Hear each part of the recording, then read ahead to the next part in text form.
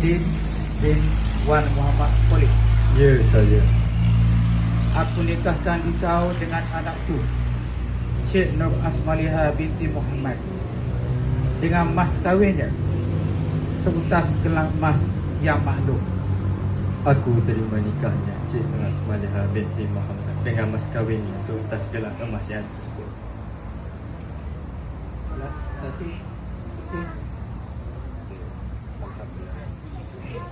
Alhamdulillah, lafaz ijab dan qabul tadi telah disempurnakan dengan sekali lafaz. Baiklah, sama-sama kita menadah tangan memohon doa kepada Allah Subhanahu Wa Taala. Mudah-mudahan rumah tangga terbina dicucuri dan dilimpahi rahmat dan kasih sayangnya. Al-Fatihah.